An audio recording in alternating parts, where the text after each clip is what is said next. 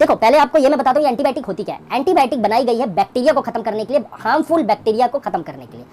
जब हमारे को कोई भी तबीयत खराब होती है तो वो होती है हार्मफुल बैक्टीरिया की वजह से। इवनली हमारे शरीर में भी बैक्टीरियाज होते हैं, लेकिन अच्छे बैक्टीरियाज होते हैं जो हमारे शरीर को बनने में, मजबूत बनाने में मदद करते हैं। लेकिन कुछ हार्मफुल बैक्टीरिया होते हैं जो हमारे एनवायरनमेंट में हर जगह बैक्टीरियाज हैं, जो हमारे शरीर के जब अंदर आ जाते हैं वो हमारे शरीर के दुश्मन होते हैं और वो हमारे शरीर को नुकसान करते हैं, जिसके कारण होता क्या है, हमको सर्दी जुकाम, सर दर्द, बुखार ये सब आता है, सिम्टम्स आता है। और इसको खत्म करने के लिए बनाई गई है एंटीबायोटिक।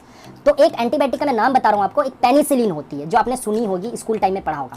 ठीक है, अब इसके बारे में बाद में बात करेंगे, पहले ये समझते हैं ये एंटीबायोटिक करती है। तो एंटीबायोटिक दो तरीके का रोल करती है, या तो वो जब शरीर के अंदर जाएगी तो वो बैक्टीरिया को रोक देगी, मतलब बैक्टीरिया जो है उसके पावर को पूरा खत्म कर देगी, पावर को उसके निचोड़ देगी, अब उसको एकदम वो बना दी, यूजलेस बना दी। बैक्टीरिया है लेकिन ताकत नहीं है उसमें कि वो हमारे शरीर को कुछ भी नुकसान पहुंचा पाए। ठीक है, तो ऐसे चीज को बोलते हैं बैक्टीरियोस्टैटिक एंटीबायोटिक। ठीक है, दूसरे एंटीबायोटिक्स होते हैं जो बैक्टीरियोसाइडल होते हैं, मतलब सुसाइड सुना ना, मतलब वो जाके बैक्टीरिया को खत्म कर देते हैं, अंदर घुस के फाड़ देते हैं और बैक्टीरिया को मार डालते हैं, तो उनको बोलते हैं बैक्टीरियोसाइडल। उसका एक एग्जांपल मैं बता रहा हूँ, पेनिसिलिन। जो पेनिसिलिन दवाई अपने हैं वो बैक्टीरिया को मार देती है।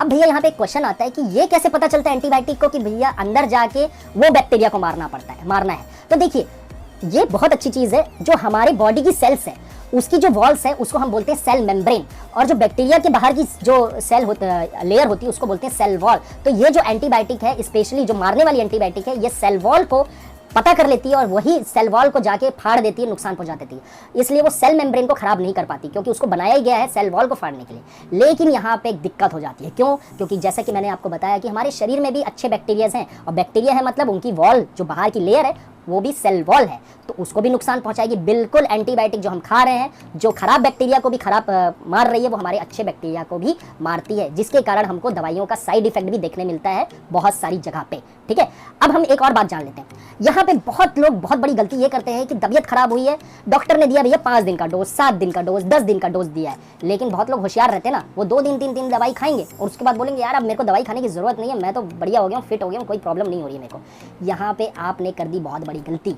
अभी मैं बता रहा हूँ, जब आपने एंटीबायोटिक खाया बिल्कुल आपको अच्छा लगा, क्यों? क्योंकि बैक्टीरिया वहां पे मरे या बैक्टीरिया कमजोर हुए, लेकिन आपको 2-3 दिन में अच्छा लगने लगा।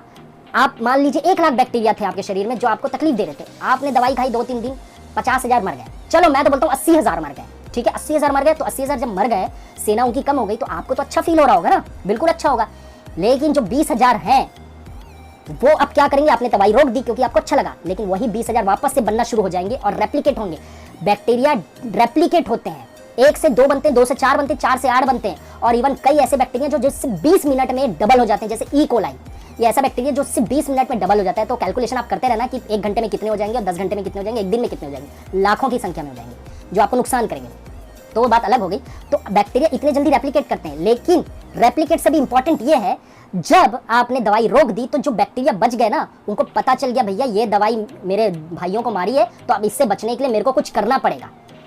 आप यहाँ पे समझ जाइए, ये अंदर की जो दुनिया है ना, एक अलग ही दुनिया है। बैक्टीरिया वायरस एक अलग ही दुनिया है, वो भी सोचते हैं, वो भी हमारे जैसे प्लानिंग करते हैं। जैसे आपको कोई नुकसान हुआ, तूफान आया, तो तूफान आया तो आपका घर उजड़ गया, सब उजड़ गया, लेकिन अगली बार तूफान आएगा या कुछ ऐसा चीज होगा, बारिश होगी, तो आप अपने आप को तैयार रखते हैं ना कि भैया मैं अच्छा मजबूत लेंटर डलवाऊं या प्रोटेक्शन रखूं। जैसे आप तैयार रखते हैं ना, वैसे ही बैक्टीरिया के साथ भी ऐसे ही हुआ है। आपने एंटीबायोटिक डाल के उनको सुनामी में बहा दिया, 80,000 लोगों को आपने मार दिया, लेकिन जो 20,000 बन गए ना, वो अपने आप को ऐसा म्यूटेंट कर लेंगे, अपने आप को ऐसा मजबूत बना लेंगे कि अगली बार आप एंटीबायोटिक खाओ, आप हमारा कुछ नहीं बिगाड़ सकते। और यही चीज होती है जब आप लोग आधा अधूरी दवाई खाते हैं, पूरा कोर्स नहीं करते हैं, और कुछ ऐसे स्थिति में बैक्टीरिया छुपे रहते हैं जो बच जाते हैं, वो अपने आप को म्यूटेंट कर लेते हैं, अंदर से चेंज कर लेते हैं, जिसके बाद आप दवाई खाते हैं तो असर नहीं होती है। तो गाइज मैं यहाँ पे कोशिश कर रहा हूँ बहुत ही इंटरेस्टिंग तरीके से बताऊँ। यहाँ पे अगर मैं साइंटिफिक तरीके से बताना शुरू करूँगा तो आपको पल्ले कुछ नहीं पड़ेगा। साइंटिफिक तरीके से जानना है तो बुक जाके पढ़ो, जिसमें आम आदमी को बिल्कुल पल्ले नहीं पड़ेगा। तो मैं यहाँ पे वही चीज़ पढ़ के आपको बहुत अच्छे तरीके से बताने की कोशिश कर रहा हूँ, जिससे आपको बहुत अच्छे से समझ आए और इंटरेस्टिंग भी हो टॉपिक। तो यहाँ तक आपने समझा?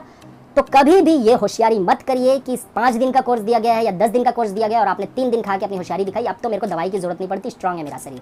आपको पता नहीं चलेगा, वापस से आप तबीयत जब खराब होगी और वापस से जब आप वो दवाई खाएंगे तो असर नहीं करेगी।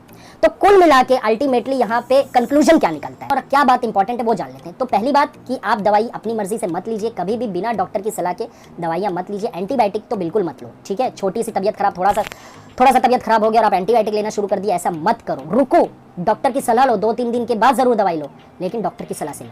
और एक बार डॉक्टर दवाई लेना शुरू करते हैं तो पूरा उसका कोर्स करिए, मतलब पूरे 1 लाख बैक्टीरिया को खत्म करना है आपको। और उसके लिए पूरा 5 दिन का 7 दिन का जो भी डॉक्टर कोर्स देते हैं, उन दवाइयों के हिसाब से उसका कोर्स रहता है, अलग अलग एंटीबायोटिक के हिसाब से उसका कोर्स होता है, वो आपके डॉक्टर आपको बताएंगे। वो पूरा कंप्लीट करो, चाहे आपको 2 दिन में ही बहुत अच्छा लगने लगे। समझ गए? क्योंकि अगर आप दवाइयाँ छोड़ देंगे तो मैंने बताया ना क्या होगा, बैक्टीरिया बना लेंगे अपना शील्ड और अगली बार असर नहीं होने देंगे दवाई को। ठीक है, सो गाइज आज का टॉपिक यही खत्म करते हैं। वीडियो पसंद आई होगी तो लाइक करके इंकरेज जरूर करिएगा, वीडियो को शेयर करिए अपने फैमिली और फ्रेंड्स के साथ। और अगर आप चैनल में नए हैं तो चैनल को तुरंत सब्सक्राइब करके बेल आइकन को प्रेस कर दीजिए, जिससे आने वाली हर इंफॉर्मेटिव वीडियो आपको मिलती रहे। Thank you so much for watching. जय हिंद, जय भारत।